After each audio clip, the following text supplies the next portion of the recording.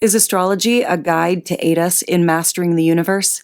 This is the Cosmic Community Podcast with Galactic Ambassador Stacey Dredd. This astrology report is for the week of May 26th, and we are coming into a full moon in Sagittarius this week, which peaks over the evening of Saturday. And this week also brings us Mercury moving into Cancer, a new sign for our mind and our mental state. And this is also going to be the place where Mercury starts to slow down to go into retrograde also. So that'll be another thing to chat about with Mercury moving into Cancer, to start paying attention to the themes because we're going to be returning to them. And that kind of really the full moon is going to be taking the spotlight for the week. So let's just jump right into it. On the 26th, the moon is in Libra. So we begin this week with a more balanced and harmonious vibe. Libra wants to bring in more diplomacy, make things fair for people, and it's also a sign of a relationship. So we could find that moon in Libra wants us to express ourselves to the other a little bit more. Libra is also a sign that talks about contracts, and so we could get into specifics about how we are tied to others. There is this focus on that contractual relationship, and so that is how we enter the week. The moon making some trine, a good trine on the evening of the 26th. So that should bring in even a little more of that balance, harmony. Trines are about things kind of falling into place. And another trine that we have on Tuesday is the Sun and Pluto. And the Sun is in Gemini right now, an air sign. Pluto is in Aquarius, another air sign. So we have an air trine. This stimulates conversation and thought and change and things just moving around from here to there. A little bit of this and a little bit of that. And Gemini brings in the collection of data. And it's a very mental type of energy. Pluto in Aquarius is all about freedom and independence. So with the Sun in Gemini gathering as much data as possible, being very, very curious, is looking over at Pluto and saying, help me have this fall into place. And Pluto's all about the transformation. So it's very easy to find yourself having a really strong, intense, transformative experience when Pluto's involved. The Sun is really all about our personal identity, our ego, our focus, the experience in life we're having right now. And this is going to transform. Pluto wants to have little deaths and more rebirths that follow. So there's little death and rebirth taking place to our identity, and that's helping us just transform and become more independent, what Aquarius wants. Pluto in Aquarius wants freedom of thought, and for your own unique personality traits to be highlighted and to be used by the great, for the greater good of humanity, because Aquarius is a sign that's all about humanitarianism. So we're bringing in the greater good for everyone here. So are these transformations, these deaths and rebirths that we're gathering information and remaining very curious about, and it's stimulating a lot of thought. It's also transforming things and creating a more independent, free, Also very futuristic, because Aquarius is all about the future and innovations. We could be coming up with very innovative things very easily right now with this air trine. And that's just moving pretty quickly over the 26th. So by the time we get to the 27th, the vibe is going to shift a little bit because the moon moves into Scorpio out of Libra. This brings in a little more deeper, darker, more intense sort of energy that wants to look at the undercurrents. You know, what's happening below the surface. Those are the things that Scorpio looks at. It's also about power and control dynamics, power and control having to do with Pluto and Mars, the two ruling planets of Scorpio. Pluto and Mars are a tough pair. They're considered to be the malefics, and they are going to be producing maybe to us a more challenging experience. But of course, we know that when we get these challenging points, that it's a good time to slow down and to just be curious. Use that Gemini sun and Mercury in Gemini to just be curious about it. You know, open up and say, okay, this is happening. Be the observer. And Scorpio sometimes has a hard time with that. Because it's always buried in these really deep, intense places. So we lean into other areas of the chart, like Gemini. Gemini is a more surface type of sign that keeps things on a more superficial level and doesn't get so deep about the emotional state. You know, it's more about the upper outer levels, where Scorpio is about the lower, deeper, darker under levels. Also, Scorpio is a financial sign, so we can see just themes with money playing out when we have Scorpio energy. So moon moves through Scorpio through the 27th. And another interesting thing that is a theme about this week is that we have a lot of inconjuncts. And an inconjunct is 5 signs apart. And it's an aspect that really signifies adjusting, making adjustments. So pretty much every day of the week, besides Tuesday, the 26th, has an inconjunct in it. And so it's really a week of making adjustments. And that Scorpio moon doing just that on the evening of the 27th. It's coming into a time where it needs to sit with it a little bit. And with these adjustments, we can't necessarily take action on them. We have to just be there with it, being the observer and just noticing things and staying curious. Because as we move into the 28th, it's a very, very busy day. So remaining curious, keeping things open, staying on the surface, not getting too deep into the emotional state that Scorpio has to offer, or going deep into that emotional state if you're being drawn there. But on a busy lunar day like the 28th, that is going to be just pulling us in a lot of different directions. And the main aspect of this day is Venus in a square with Saturn.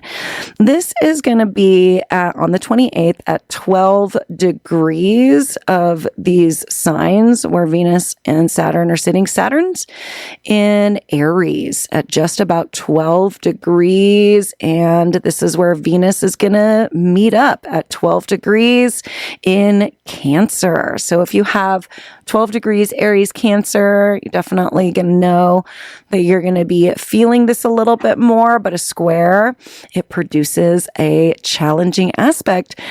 In this time, one we get to take action on. This is an opening square. So Venus made the conjunction with Saturn. And that opened the cycle. Now we're having the first square between these two planets, and it's considered to be a crises in action moment. It's where you get the first challenging aspect of the cycle, and a square is 90 degrees apart. It can be kind of like being blindsided a little bit, like something coming out of the woodwork, or it could be something that's been developing for a while, something we've been aware of. After all, it's a very mental time with Sun and Mercury and Uranus in Gemini and Pluto in Aquarius. So there's something going on where we're almost like a little psychic to it. So we could almost know whatever this square is going to be about is going to happen, because we're smart and we've been staying open and remaining curious and being the observer. So when Venus makes a square to Saturn, it can represent trouble in relationships. So being very gentle with anything that's going on within relationships, because it could bring up a kind of a serious turning point in terms of what's going on. So challenges, developments. The opening square is about learning about what the challenges of the cycle is going to be about. And so Saturn is a planet about responsibility. And so it's a very serious type of energy, where Saturn is a little more cold, and it's a little more of that father figure that's like, we have to get this taken care of. And it's not going to be fun. That's where the kind of the coldness comes from of Saturn, is that it's like they just say it right off the bat. It's not going to be fun, okay? But we have to do this. It's our responsibility. And I know Venus, here's Saturn talking to Venus. I know, Venus, that you like everything just to be nice all the time. But Saturn talking to Venus, not everything is just like nice all the time. Sometimes we have to bite the bullet and just take care of whatever's going on. So Aries and Cancer, the conversation is happening between these two signs, and Aries, Saturn is going to be all about the self and making sure that we are taking accountability for this responsibility. Venus in Cancer is going to be all about creating more safety and security. So this is going to be a very supported square, in my opinion, between the desire to just make things happen for ourselves, Aries, and the desire to find safety and security in our lives, Cancer. And as we move on into the 29th of May, Neptune is in an inconjunct to the South Node this day. This is at 4 degrees Aries. We just spoke of Aries focusing on the self, taking care of Neptune, making dreams, hopes, and desires, creating the vision, remaining really grounded in our spirituality and our connection with Source, so that we can make things happen for Aries, for the self. And the South Node is about walking away from things. So this day on the 29th could feel like a day that the vacuum just gets turned on and things get just sucked out of your life. Or, you finally get the ambition, Aries, Neptune and Aries, you finally get the confidence to step up and walk away from something. So this is an inconjunct. It's normally about just sitting with things and having more of a realization. So it could be like a mental, like you're walking away from something on a mental state, or within terms of your spirituality or your connection to, whatever you believe source energy is, because that's what Neptune deals with. And then that leads us into the weekend. And this is when things start to get really spicy. The moon moves into Sagittarius a fire sign on the 30th, and it's just full moon vibes on from here. Saturday is really the day where the full moon is peaking. This is really into Saturday evening, and then the full moon on the Pacific West Coast, where I give these reports from. It's the full moon's actually at like 1 o'clock or 2 o'clock in the morning. So it's that Saturday evening that we're going to feel it culminating, going to feel it building. By the time we wake up on Sunday, it's still going to be a full moon. The moon's still going to be in Sagittarius, but the culminating point, it's the buildup that really intensifies things as things are moving away and waning from each other. It's that relief. And it's still strong. It's still there. We're still feeling it. But Saturday is really the full moon day. So this day, very important also because we have a T-square with the nodes, and this full moon is in a T-square with the nodes of destiny. So this is going to be a very fateful, destined full moon in Sagittarius. This is happening at 9 degrees Sag. So check out your birth chart. And if you have 9 degrees of any sign, especially if you have 9 degrees of a fire sign, then you're going to be feeling this in that area of your life. And Sagittarius is a sign about adventure, positivity, the vision, the greater vision. It's about education and philosophy and religion and belief systems and truth, like the real truth. And it's about honesty, and it's about being blunt about the truth. And Sagittarius is Jupiter ruled. And so Jupiter is going to be ruling the weekend for us. Jupiter is in the sign of Cancer. We just spoke about what Cancer is all about with Venus there. It's about safety and security, and it's about the home life and the family. So we could feel around this full moon that it does have something to do with our home and family life and our need to create or to find a culmination within how we are creating safety and security. Jupiter is a huge planet that has a lot of energy with it. So Jupiter in Cancer is going to play into this full moon, really begging us to bring things home a little bit more. It's also at the final degrees of Cancer. So it's really finishing up all the work that it's been doing there. And it's just almost out of its retrograde. Yes, Jupiter is still in its shadow from the retrograde that it did in Cancer. So that is somehow finalizing something around this full moon and bringing things to that culmination point even more. And Sagittarius is about expansion.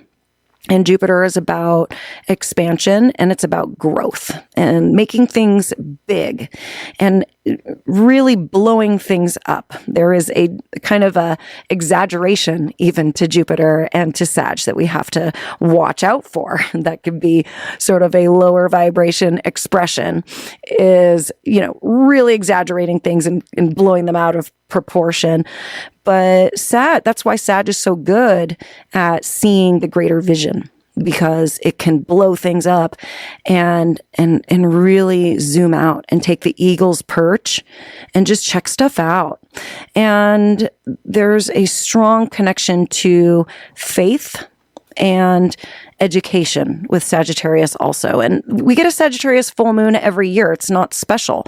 But what's special about this Sagittarius full moon is that Jupiter is finishing up its retrograde in Cancer, closing things out from the last 8 months of that cycle.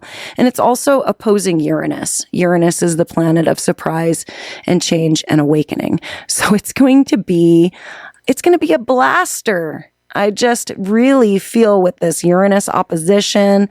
And then also it's opposing Gemini, the sun in Gemini. And that is just an air sign that is able to, in its own way, blow things up a little bit. Because Gemini, it's the sign of doing things twice and doing things double. And so that can be, coming out in and having to do a lot, this and that and this and that, and doing things over again even. So surprising changes taking place over this full moon. Radical stuff, because Uranus is about just being super radical and being an individual. You could see really strong expressions of individuality and the need for freedom and to be totally independent.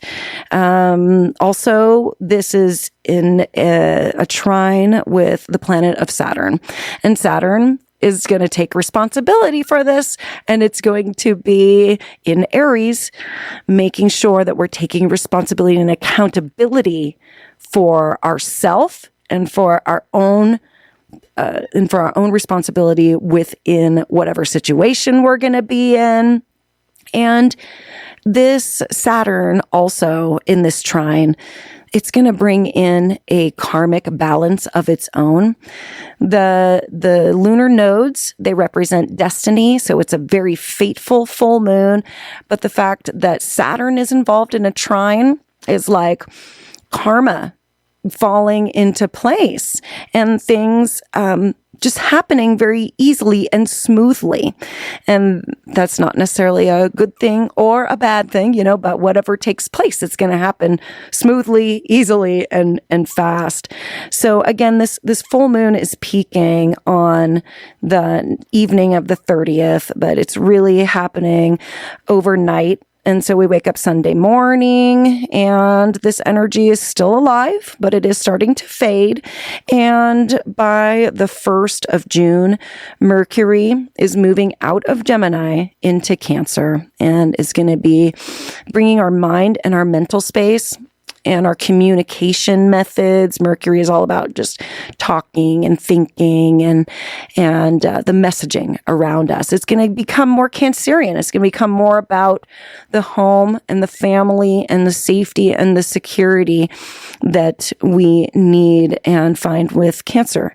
So the moon moves into Capricorn also on the 1st. So that's officially when the full moon energy kind of wanes and we move into a more grounded earth energy where we can get some things done and be real ambitious. And Capricorn's a Saturn ruled sign. So that's going to help us just take that accountability, have that responsible nature to us.